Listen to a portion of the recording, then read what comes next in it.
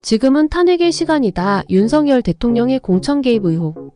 최근 윤석열 대통령이 2022년 5월 9일 대통령 취임식 하루 전날 명태균 씨와의 통화에서 특정 인물의 공천을 지시한 듯한 발언이 공개되며 정치권에 큰 파문이 일고 있습니다. 더불어민주당은 해당 녹취록을 공개하며 대통령의 공천 개입 의혹을 제기하였고, 이에 대해 대통령실은 당시 윤 대통령이 당선인 신분이었으므로 문제가 없다는 입장을 밝혔습니다. 통화 내용 상세 분석. 2022년 5월 9일 윤석열 대통령은 명태균 씨와의 통화에서 공간위에서 나한테 들고 왔길래 내가 김영선이 경선 때도 열심히 뛰었으니까 그건 김영선이 좀 해줘라 그랬다라는 발언을 한 것으로 알려졌습니다. 이 발언은 다음 날인 5월 10일 국민의힘이 실제로 김영선 전 의원을 공천하면서 공천 개입 의혹을 불러일으켰습니다. 대통령실의 입장과 논란. 대통령실은 당시 윤 대통령이 당선인 신분이었으므로 공무원의 정치적 중립 의무가 적용되지 않는다고 주장하고 있습니다. 그러나 일부 법조계에서는 대통령 당선인도 국무총리 및 국무위원 후보자, 지명 권한 등을 가지므로 정치적 중립 의무를 지켜야 한다는 의견을 제시하고 있습니다. 야권의 반응과 탄핵 논의.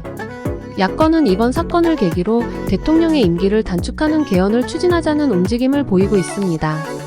일부 의원들은 국민투표를 통해 대통령 임기를 2년 단축하는 방안을 제안하며, 이를 통해 사실상 윤 대통령의 임기를 조기에 종료하자는 주장을 펼치고 있습니다. 법적 쟁점과 향후 전망.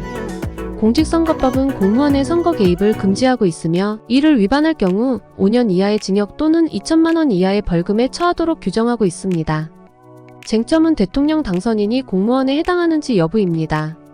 일부 전문가들은 당선인이 공식 임무를 수행하므로 정치적 중립 의무를 지켜야 한다고 주장하고 있습니다.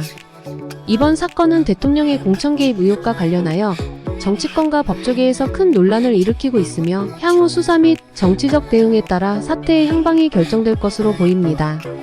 지금은 탄핵의 시간이다.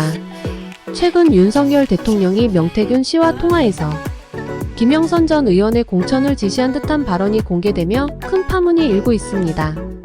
더불어민주당은 이를 계기로 대통령의 공천 개입 의혹을 제기했고, 대통령실은 당시 윤 대통령이 당선인 신분이었으므로 문제가 없다는 입장입니다.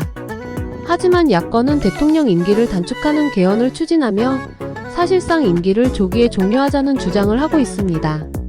공직선거법은 공무원의 선거 개입을 금지하고 있어 이에 대한 법적 쟁점과 수사가 어떻게 전개될지 주목됩니다.